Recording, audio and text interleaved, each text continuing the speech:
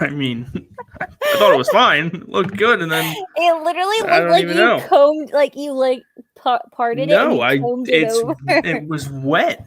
Oh my gosh. My God. All right, well, Well, welcome to the show. Welcome to the show. Flyers, or the Ginger Thread Flyers pregame show with me, Walsh, Kelsey. Did I point that out? Did I? Other way. Yeah. This. Kelsey. We're a mess. It's episode is off to a start as the Flyers, as good as the Flyer season is so far. Give us a little bit more credit, please. Yeah, I mean, at least fine. us. Yeah. We're a little bit better. Yeah. Than that, but not much. Not today, at least. No. But Flyers, Penguins, game day. I don't know, man. I don't know. Yeah. I wish I could be excited. I really do. I know. It's just I am excited about one thing that's happening in this game tonight. Can you name what it is? Well, we're gonna go through the news here. Okay. Wade Allison is making his NHL debut. I'm pretty excited about this. Because that's going to be... You go. Oh, okay. That's going to be the best thing out of the rest of the year, is getting to see some of these young guys that would have had a chance if Flyers were actually good. Good. and in the playoff hunt, we're going to see some young guys getting their chances to come up and play. And we're getting that tonight with Wade Allison. So, yes, I'm very excited for this. When I went to the Phantoms game, unfortunately, the Phantoms game got canceled for Sunday. So, we womp COVID. But Wade Allison was killing it. And I hope he continues what he was doing down there up with the Flyers. Yeah, I'm excited. It was announced a little bit ago by AV officially. There were rumors about it this morning.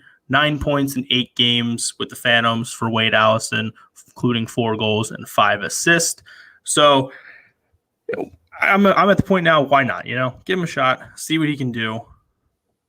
You got nothing to lose. Exactly. There's a bunch of Phantoms that I think should at least throw them in for a game, see what happens. There's nothing worse that can happen. Exactly. Much more worse that can happen. Yeah. I think Max Millman, I like him. I think he deserves a shot.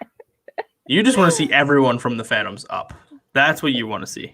Not everyone. There's pretty much people, though. There's certain people. Thank you very much. You're gonna lose your mind if Alex Lyon gets a start. Because I think we may get to that point. Stop. Kels, stop. Okay, listen. I cannot psych myself up for that opportunity to happen for him because I love that man. No one understands my love for him. I don't think he gets enough credit, and I feel like this year, I feel bad for him. I feel bad for anyone that's on the taxi squad because those are the players that would have been doing good down at the Phantoms. And they didn't get the opportunity because they're on the taxi squad. So, they barely saw real playing time. And then they get sent down to the Phantoms for, 1 or 2 games. And then that's it. And then they're back on the taxi squad. And all you do is practice. You don't get to see real-time ice unless, something happens. So, I just feel bad for the taxi squad people. But it's pretty exciting that they could get that opportunity, And if Alex Lyon does, oh my gosh, my heart, I'll be a nervous wreck. I'll wear his jersey. I'll be like, Jesus. Jesus. Should not even have brought it up. I do think that it's a possibility, though, coming down the stretch here, obviously, depending on how the 2 goaltenders play. Speaking of goaltenders, Carter Hart back in the net tonight.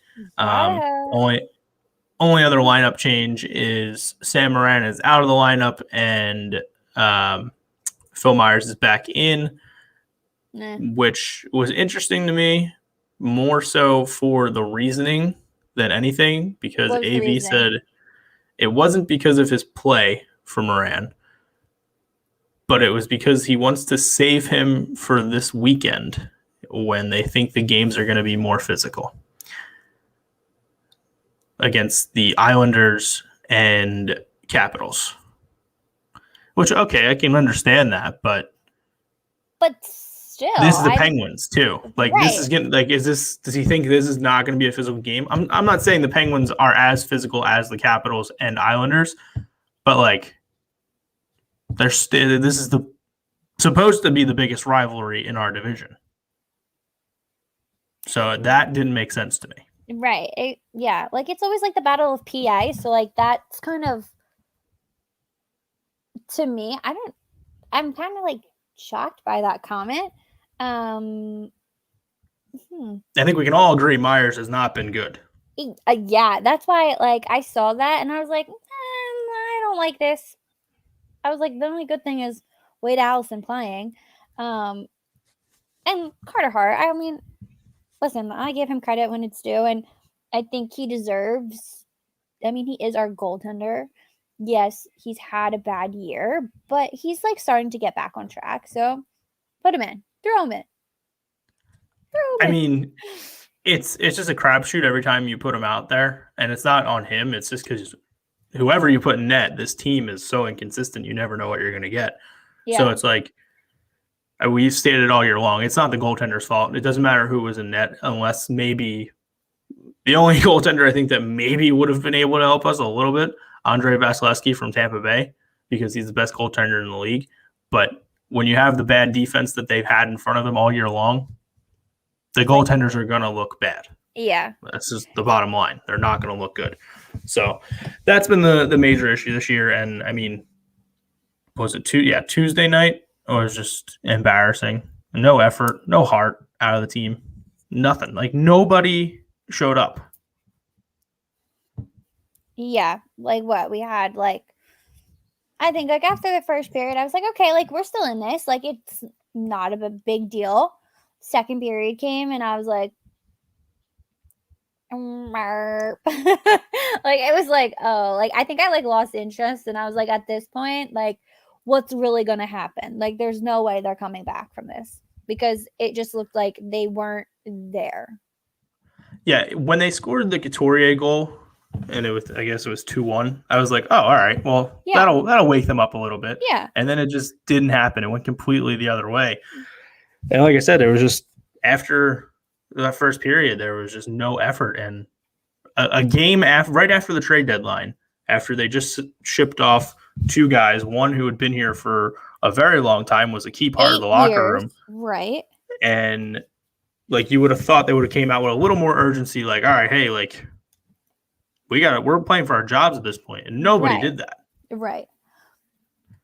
Yeah. So it was embarrassing. I think, like, at this point, like, I'm not fazed by what happens during the game. I'm like, And what's crazy is that we've lost by more than 3 goals more times than the Buffalo Sabres have this year.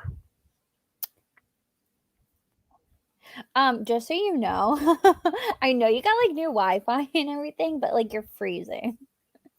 I'm freezing? Yeah. No, I'm not. You're lying to me. I swear, that was, like, the second time I just did it. Are you sure it's not just, like, a delay? Like, I'm just going silent when you think I'm going to say more? No, like, you're literally, like, and then you start talking again.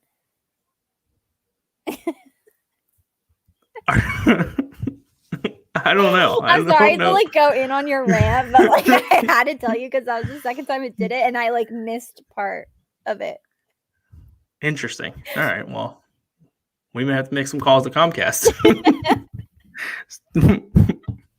Back to the game. Sorry, guys. Oh, man.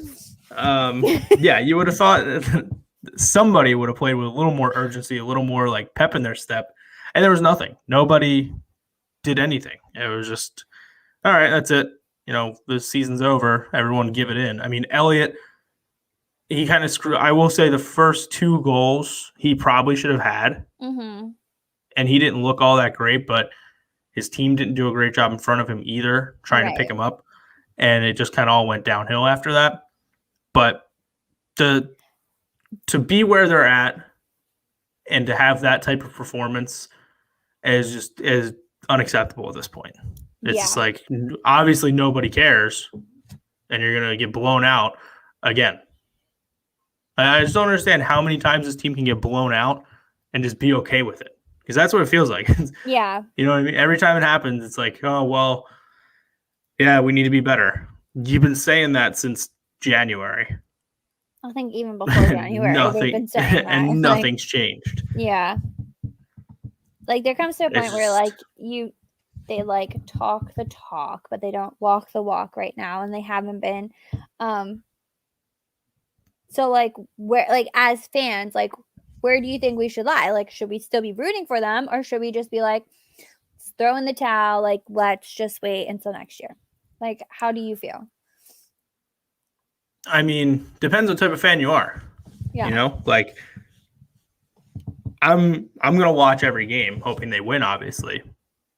But it's just like, there's nothing, like, I don't know. It's really tough because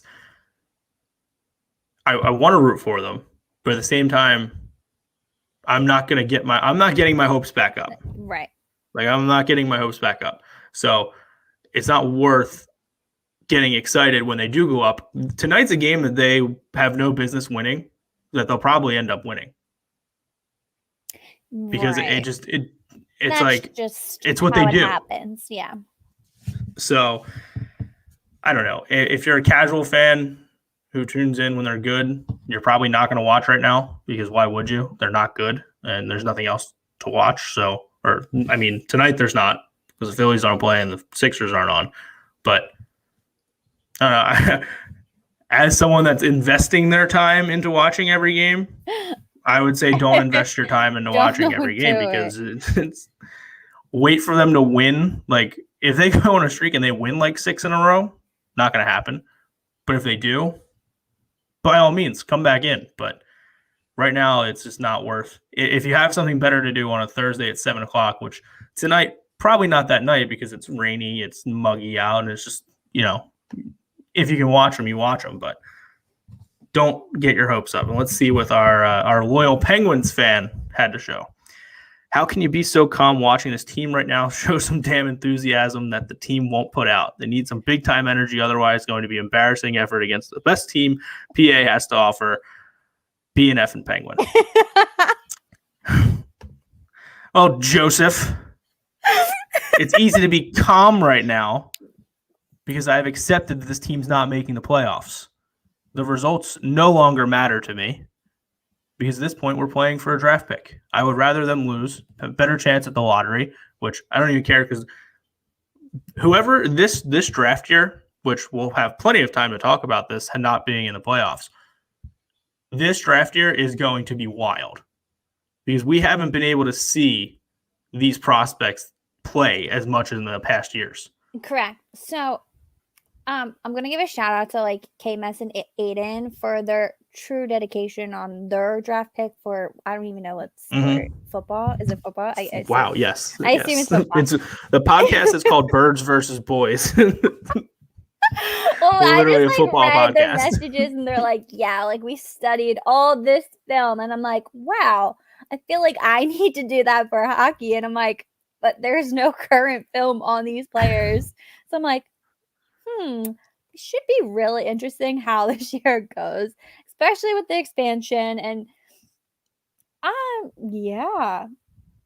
Well, and I think we kind of saw part of it with the trade deadline, because there was a lot of teams that were trading, not really trading picks this year, or trading to get like, picks this year. Right. It was 2 years from now, or next, like the following year. Or, right.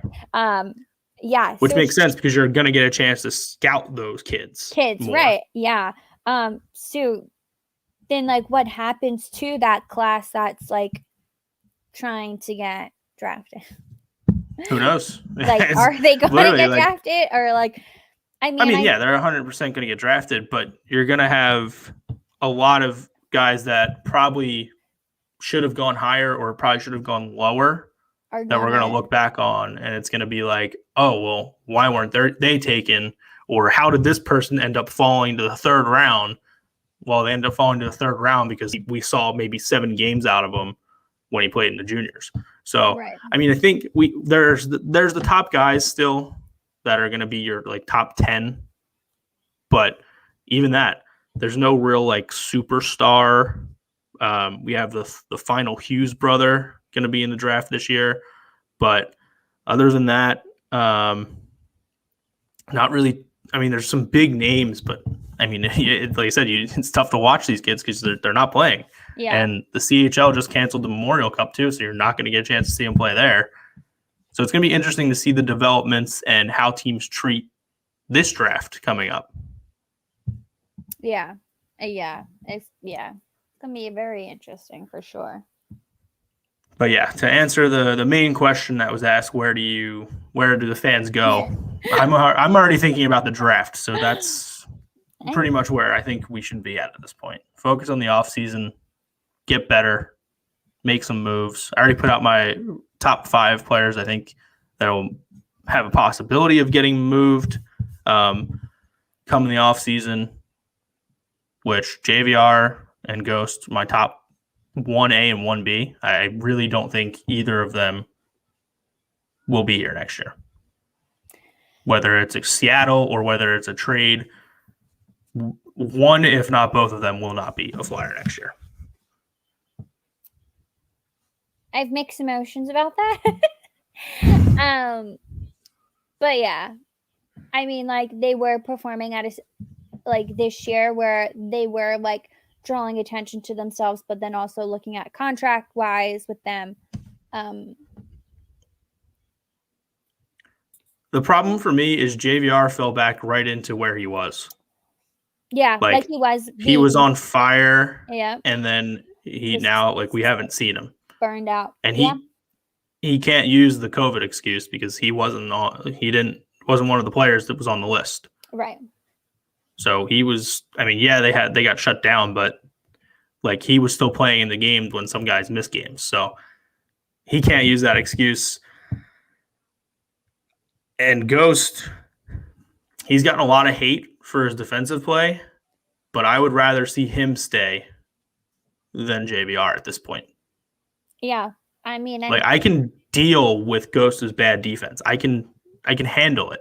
Right. If he's doing well offensively, which he has been this year. Out of those two, like who has the most goals? I think it's Ghost. No. It's got to be JVR. Let me look. Hold on. Let me see. Yeah, JVR has 13. Okay. They are. JVR has 13 and Ghost has, 8 or 9 now? I think it is. Yeah. He's at 8, which, listen, the hate that he gets, I understand it because he's very frustrating defensively. This year, I think he was a little bit better, but he still makes the same mistakes that he's been making his entire career. The dude's 7th in goals scored for our team this year. Yeah. He's ahead of Voracek. He's ahead of Lindblom, Patrick, Knack. I mean, the dude's scoring. Right. And the fact that he's got more goals than Voracek, Lawton, Provorov, Lindblom, and Nolan Patrick, Travis Sanheim, like, he's our best scoring defenseman. Yeah. And I think they don't just grow on trees. Right. And I think that's saying something, especially like right now, because like, yes, last year he had a very crappy season. Like knees were both like blown out, honestly, at this point. And I think like from where he was last year, like when the season ended, like before COVID to now, I feel like it is kind of like a whole new person. And like you're seeing more out of him, like he's getting more playing time on the ice, like he is scoring. So I think it's nice to see that side of him. Whereas JVR, like I know you have said this like before, like he like will go on hot streaks and then he gets so cold that like it's like nothing. Like you kind of forget like he's even there on the team. And I feel like that's where we're at right now. But that's every season. Like it's not like he's hurt. It's not like there's something major going on with him. It's just like he always comes in these like little waves. So I rather a Ghost, like you said, I rather a Ghost than a JVR. He's frustrating because this is what we've been accustomed to with JVR. This is the reason that people are frustrated with him because, yeah, he started off this season. We thought this was a revenge tour. We thought he was going to carry this momentum. This was going to be a whole year thing. Instead, we're now at a key part of the season, and key guys are nowhere to be found. JVR, Kevin Hayes, Oscar Lindblom, Nolan Patrick. Like, I get it. They went through a lot, Patrick and Lindblom, but at some point, you got to figure it out. Yeah, definitely. And for Hayes and JVR, there's less excuses because those guys are supposed to be taking another step forward this year. Kevin Hayes has been non-existent. Yeah. What do you think is going to happen with him? I mean, you think he's going to stay? Yeah, he's not. I don't think he's going anywhere. I'm not ready to give up on him, but this year's been he's been non-existent. You can't have that happen. Yeah. I think next year, depending on what we see out of him, if he bounces back and gets back to the Kevin Hayes we saw last year, which I already said before, I think we saw the best Kevin Hayes we were ever going to see last year. Mm-hmm. But if he can at least get back to some type of that level, he's worth what he's getting paid. But I just don't know that we're going to see the version of Kevin Hayes that we saw last year. We have our resident Ranger fan chiming in, send him back to New York. Listen, you can't have him, all right? You had him. You lost him. He's ours now. And even though he may suck, I still love him, okay? That's where I'm at. I'm willing to give him another year. Anything else, though, I don't know. It's just a lot of people were complaining that I put Giroux in my rankings. And listen, I didn't want to put him there, but I understand he has a no movement clause, so it's up to him whether or not he gets traded. But I'm telling you, this offseason, we could see some crazy things happen. And if Chuck Fletcher really wants to shake things up, he can shake things up. And I think it is going to be a crazy offseason just because the deadline, there was nothing. Nothing really exciting happened for any team, honestly.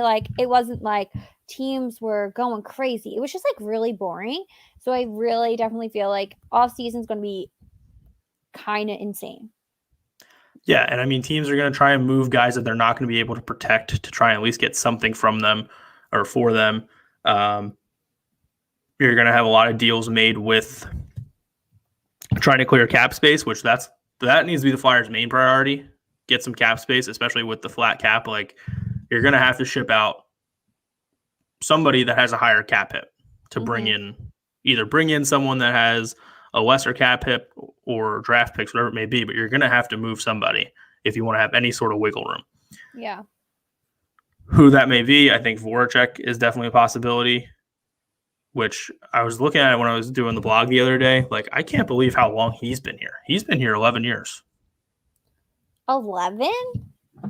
11 years. I feel like him and Claude's been here for probably the same amount. Claude's been here for 14, I think. Wow. 14 or 15, I think it was. But yeah, let me. It's so wild to me. It doesn't seem like that long. I feel like they're just always a name that you recognize with being on the Flyers, but Or I'm sorry, 11 years for Voracek. Wow. Which is just insane. And I feel like he's definitely one to. I wouldn't be surprised if he's gone next year, honestly. Even though I love the guy and I hear amazing stories about what he does for the community and everything, and for Philadelphia, but this year, where has he been? Yeah, and it is 13 technically years for Giroux. He played 2 games in his first season, but I'll count it as 14 years. He's been in Philadelphia for 14 years. So, yes, I think Voracek would be the more likely of the two to move because obviously Giroux has that no movement clause. Right.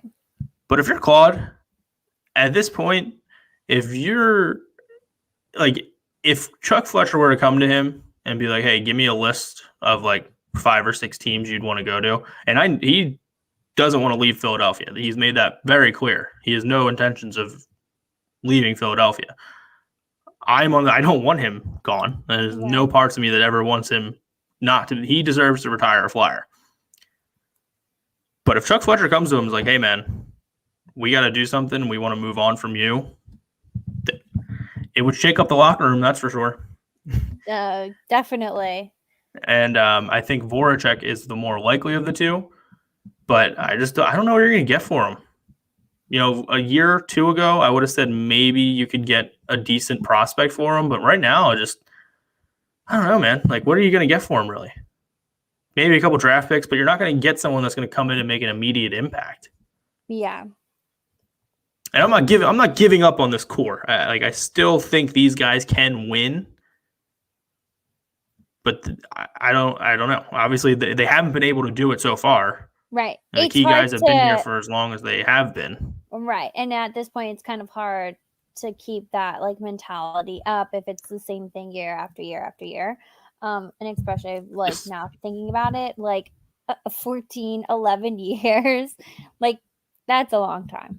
That's half. And how many playoff series have they won? Correct. 1. Yeah. 1 playoff series in all that time, that's unacceptable. Yeah. I mean, if they've gone through now, the end of Laviolette, which Giroux was here for, Voracek wasn't, but you have the end of Laviolette, Craig Berube, Dave Haxtell, and now you're on AV. And they've also gone through a general manager as well in Ron Hextall. Mm-hmm. They've gone through all that, and the results still haven't changed, and we still don't have a Stanley Cup. We still only have won 1 playoff series. At what point is it the players? Right. I don't, and this actually brings my feelings on AV. When we first hired him, I believe it was today. Let me pull up my time hop real quick because I think it was 2 years ago today they hired him. 2 years ago today, the Flyers officially hired Alain Vigneault. And I said, I don't hate the choice. I said, he's had success before. He's got plenty of experience. I like the hiring. I was more interested to see what Fletcher did with the money the Flyers had to spend. Didn't do much with it. I mean, we brought in Kevin Hayes, took the bulk of it. JVR, he did a couple things, which are, yeah, cool. But when it comes to AV, I don't think he's the problem, but I'm a little worried about the coaches around him because our penalty kill has not been where it was last year. Our power play hasn't been great either. Mm-hmm. And defensively, we've sucked. And his forechecking system hasn't worked really either. So, like I said, there's a lot of combinations that make this team what they are right now. Right. It's not just one. It's not just one thing. And I think that's what a lot of Flyer fans are frustrated with. They're like, oh, well, if he would have just made this move at the deadline, no. If you're thinking that way, you're not watching the same product that's on the ice. This team is not one move away from being back to where they were. As much as we would like to think that they are, they're not. Yeah. And I said it, before the deadline. I said, we're not going to make the move that we need to make this team better at the deadline because it's just not going to happen. Yes, we did lose to the Sabres twice. Ouch. We do have to go. I have to hop on the nightcap. Kels, give me your predictions before we get out of here. I think it's going to be 3-1. Flyers or Penguins? Penguins. Okay. I still refuse to pick against the Flyers. And like I said, this is definitely a game that they somehow end up winning because they're them. I'm going to say 5-3. I think it's going to be a high-scoring game tonight. I think if I think that the Penguins are going to win, they're going to prove me wrong. That's my thinking. So. All right. Well, we will see.